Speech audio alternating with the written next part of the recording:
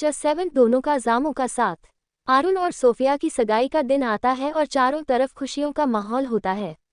दोनों परिवार और उनके दोस्त इस दिन को बहुत खास बनाना चाहते हैं और हर कोई अपने अपने तरीके से इस पल को संजोने में जुटा होता है। मंडप खूबसूरत फूलों से सजाया गया है, चारों ओर लाइटें जगमगा रही हैं और एक हर्षित ऊर्जा पूरे माहौल में महसूस हो रही है। सोफिया और आरुण की आंखों में नए जीवन के सपने और एक दूसरे के लिए बेपनाह मोहब्बत है, जिसे देख हर कोई मुस्कुराता है। इस हंसी खुशी के माहौल में सोफिया के चाचा जी अपनी भतीजी को देख रहे होते हैं। उनकी आंखों में भावनाओं का सैलाब उमड़ आता है। उन्हें सोफिया का बचपन याद आ जाता है, जब वो छोटी सी थी और उन्हीं के पास खेला करती थी।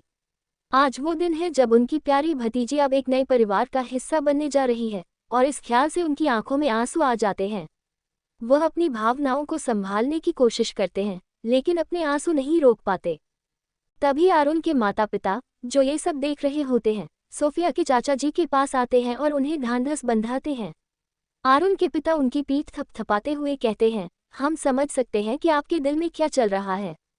अपनी लाडली को किसी और के घर के लिए विदा करना आसान नहीं होता, लेकिन आप यह विश्वास रखिए कि सोफिया को हम वही प्यार देंगे जो आप उसे देते हैं। वह हमारे घर की सिर्फ बहू नहीं, बल्कि हमारी बेटी बनकर रहेगी। आरुण की माँ भी सोफिया के चाचा जी को दिलासा देते हुए कहती है, आप बिल्कुल चिंता न करें। हमारी तरफ से सोफिया को वही मान और स्नेह मिलेगा जैसे आप उसे देते आए हैं।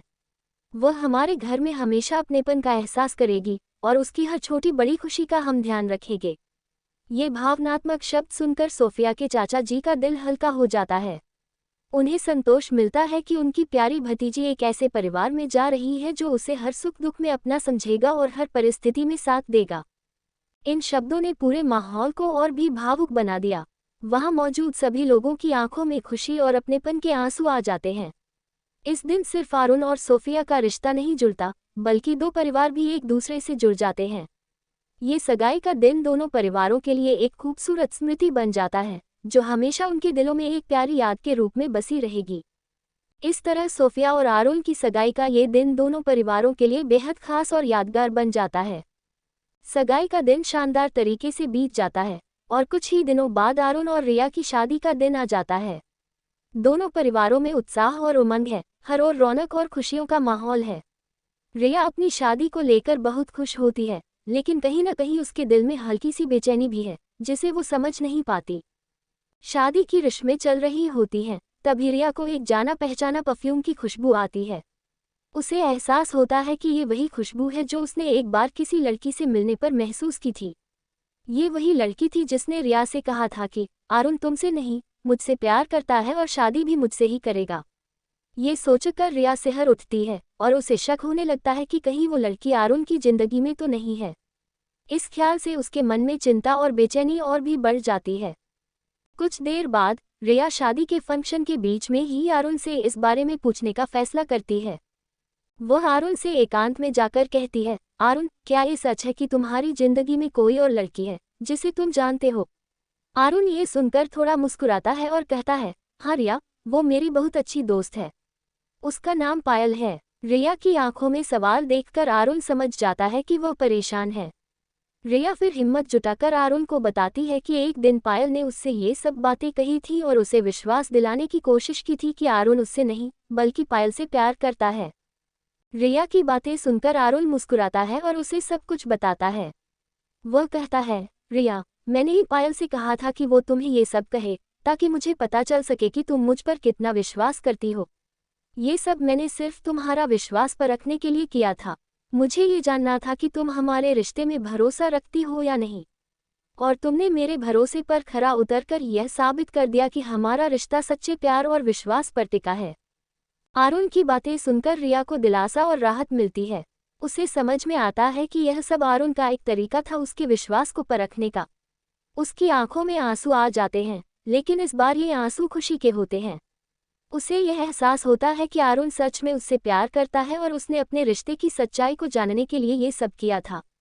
इस तरह से दोनों की गलतफहमी दूर हो जाती है और शादी की रस्में हंसी खुशी के माहौल में पूरी हो जाती हैं। परिवार और दोस्तों के बीच दोनों एक दूसरे के साथ जीवन भर का साथ निभाने का वादा करते हैं। उनकी शादी पूरे रीति रिवाजों और ढेर सारी खुशियों के साथ संपन्न होती है और दोनों एक सुखद और भरोसेमंद रिश्ते में बंधकर एक नई जिंदगी की शुरुआत करते हैं। इसके बाद आरुल और रिया की जिंदगी बेहद खुशहाल गुजरती है। दोनों एक दूसरे के साथ हर पल का आनंद लेते हैं।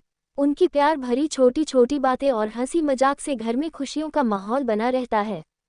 वे एक दूसरे के सपनों को संजोते हैं और हर मुश्किल समय में एक दूसरे का सहारा बनते हैं।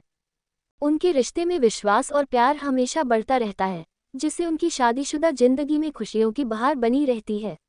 एक छोटे से गांव में दो दोस्त थे, रवि और साक्षी। दोनों की दोस्ती अनोखी थी। रवि बोल नहीं सकता था, वह जन्म से गूंगा था। दूसरी ओर साक्षी सुन नहीं सकती थी, वह बचपन से बहरी थी। उनकी कमजोरी ही उनका सबसे बड़ा सहारा बन गई थी। उनके जीवन में कोई और दोस्त नहीं था, और शायद इसकी जरूरत भी नहीं थी, क्योंकि उनके लिए एक दूसरे का साथ ही काफी था। रवि और साक्षी की दोस्ती बचपन से थी। उनकी मुलाकात गांव के एक मेले में हुई थी। साक्षी को आवाज सुनाई नहीं देती थी, लेकिन वह देख सकती थी कि लोग आसपास हंस रहे थे, खेल रहे थे, बातें कर रहे थे। अचानक उसने देखा कि एक छोटा बच्चा उसके पास आकर उसे हाथ से इशारा कर रहा है।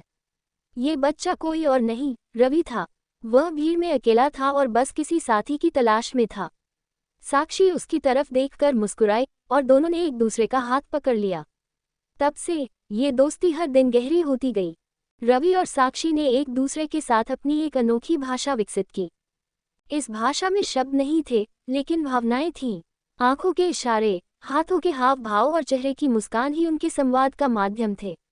जब कोई बात समझ में नहीं आती थी, तो दोनों एक दूसरे के हाथों को पकड़कर उस भाव को महसूस करते थे। रवि ने धीरे धीरे साक्षी को सिखाया कि उसकी हंसी कैसी होती है। हालांकि साक्षी कभी सुन नहीं पाए, पर उसने महसूस किया कि रवि की हंसी में कितनी सच्चाई होती है। वहीं रवि साक्षी के चेहरे के भावों को देखकर उसकी खुशी और उदासी को समझ जाता था। स्कूल में लोग अक्सर उन्हें अलग समझते थे और कभी कभी उनका मजाक भी उड़ाते थे, लेकिन इन दोनों को इस बात की परवाह नहीं थी। वे दोनों खुद में ही खुश रहते थे। उनके लिए सबसे महत्वपूर्ण बात थी कि वे एक दूसरे के साथ थे। रवि जब भी साक्षी के पास होता था, तो उसे लगता था जैसे वह सब कुछ कह सकता है, बिना शब्दों के। वही साक्षी को भी ऐसा लगता था कि रवि उसकी आवाज़ सुन सकता है, भले ही वह बोल नहीं पाता हो। एक बार की बात है, गांव में एक सांस्कृतिक कार्यक्रम का आयोजन किया गया, जिसमें हर किसी को कुछ प्रस्तुत करना था। सभी बच्चे अपने अपने नृत्य, गीत, कविताएं तैयार कर रहे थे। साक्षी और रवि को भी वहां जाना था, लेकिन उन्होंने ये सोचा कि वे क्या करेंगे। वे दोनों न तो गा सकते थे, न ही दूसरों की तरह बोल सकते थे। दोनों उदास होकर गांव के पास के बगीचे में चले गए। वहां उन्होंने फैसला किया कि वे इस अवसर को अपनी दोस्ती का जश्न मनाने के लिए इस्तेमाल करेंगे। रवि ने अपने हाथों से कुछ इशारे किए, जिससे साक्षी समझ गई कि वह उसे एक विशेष नृत्य करना सिखाने की कोशिश कर रहा है। उन्होंने अपने खेल खेल में ऐसा नृत्य तैयार किया, जिसमें केवल इशारे और भावनाएं थीं। अगले दिन जब सभी बच्चे अपनी प्रस्तुतियां दे रहे थे, तब रवि और साक्षी ने मंच पर जाकर अपना अनोखा नृत्य प्रस्तुत किया। इस नृत्य में उनके इशारों में वह प्यार और समझ थी जो केवल उनकी दोस्ती में ही थी। उनकी प्रस्तुति को देखकर दर्शक भावुक हो गए। सभी ने तालियों की गड़गड़ाहट से उनका स्वागत किया। लोगों ने महसूस किया कि शब्दों से अधिक महत्वपूर्ण भावनाएं होती हैं, और रवि साक्षी की दोस्ती इस बात का सबसे बड़ा उदाहरण थी। वक्त बीतता गया और उनकी दोस्ती समय के साथ और मजबूत होती गई। दोनों ने अपनी सारी खुशियां और गम एक दूसरे के साथ साझा किए। चाहे कोई भी मुश्किल हो, वे एक दूसरे का साथ नहीं छोड़ते थे। उनकी दोस्ती की गहराई ने सबको ये सिखाया कि कमजोरियां कोई बाधा नहीं होती, बल्कि इंसान का असली साथ ही सबसे बड़ी ताकत होती है। इस तरह रवि और साक्षी की कहानी ने गांव में एक मिसाल कायम की। उनका रिश्ता दिखने में आम था, लेकिन उनकी अनकही बातों में एक अनमोल दोस्ती की कहानी थी। वे एक दूसरे के लिए दुनिया थे, और उनकी दुनिया में शब्दों की जरूरत नहीं थी। गर्मी की एक दोपहर थी। साक्षी अकेली ही गांव के तालाब के पास बैठी अपने ख्यालों में खोई थी। उसी समय गांव के कुछ लड़के वहां आए और साक्षी को तंग करने लगे। वे जानते थे कि साक्षी सुन नहीं सकती, इसलिए उसे चिढ़ाने लगे। वह घबरा गई, लेकिन उसकी हालत देखकर भी वे नहीं रुके। उन्हें लगता था कि वह खुद को बचाने के लिए कुछ कर नहीं पाएगी। तभी दूर से रवि ने साक्षी को परेशान होते देखा। उसकी आंखों में गुस्से की लपटें जल उठीं। बिना एक पल गवाए वह दौड़ता हुआ तालाब के पास पहुंच गया। साक्षी की हालत देखकर उसका खून खौल उठा। उसने देखा कि वे लड़के साक्षी को परेशान कर रहे थे और उस पर हंस रहे थे। रवि ने बिना किसी हिचक के उन लड़कों के सामने खड़े होकर साक्षी को अपने पीछे कर लिया। उन लड़कों ने पहले रवि को कमजोर समझा क्योंकि वह गूंगा था। वे उसे भी चिढ़ाने लगे, लेकिन रवि का सब्र अब जवाब दे चुका था।